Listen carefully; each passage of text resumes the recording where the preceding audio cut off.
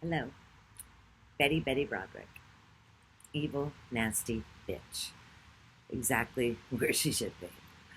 Uh, I just recently read a book again about it, but Betty Broderick is the case that got me interested in true crime. I was 20 years old, and they wrote about it in the Washington Post magazine, and I was fascinated with it. I watched it. That's when Court TV started. Yes, I'm showing my age. Uh, Betty did an interview in 1992 with Oprah, and I realize now that Oprah is a revisionist. You know, she had that thing with Prince Harry and his little bimbo B-list wife and allowed them to lie and lie. And she did the exact same thing with Betty. You know, Betty went on about what a great mother she was. Well, good mothers don't throw ketchup bottles at their husbands. They don't burn their clothing where the children can see this. Uh, when I was a kid, I didn't even realize my parents fought. I'm sure they did. I'm sure there's times they were very annoyed with each other, but we rarely saw it. As I'm sitting here, I really can't remember a time, but regardless. Uh, Oprah allows Betty to be the victim. But, you know, I guess nowadays it's cool to be the victim. I remember Lizzo, oh, I'm being fat shamed. Well, don't walk on stage in your panties. Lose some weight. Goodness. But, so, what a great mother she was. She had the upper hand when she had the 4 children.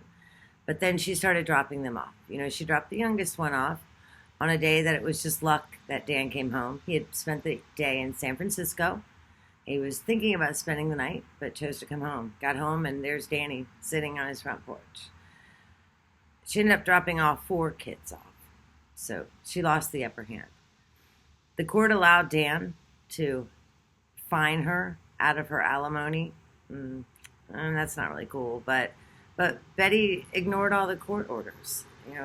She drove a stinking car through his front door. He never pressed charges. And at one point, the judge told him, "Look, why are we wasting our time if you're not going to press charges against her?"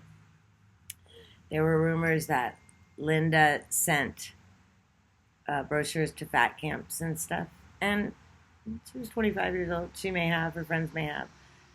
Betty may have sent them to herself. She was a drama queen, and Betty allowed Linda and Dan to live in her head rent-free, pretty much. Listen to the phone call that Betty has with her son, and it'll make you sick to your stomach. And not even the language. She uses the "see you in Toledo" term. One of her friends taught her that word, and she loved it. She got $16,000 a month in alimony, and her house was paid for.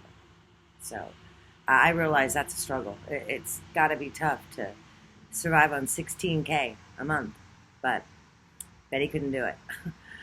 He paid his alimony every month as well. Paid it on time, was not late. And she could have gotten more. She's the one who chose to represent herself, and you know what they say, someone who represents themselves has a fool for a client. There were many court dates she didn't show up. And yes, he was a legal wizard, but she had the upper hand when she had all 4 kids.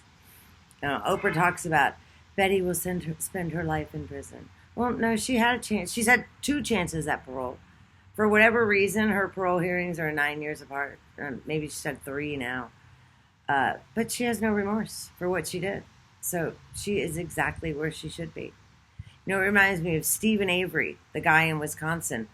He could have gotten out on parole on the initial rape charge many times, but he wasn't willing to say he was sorry because he did not do it.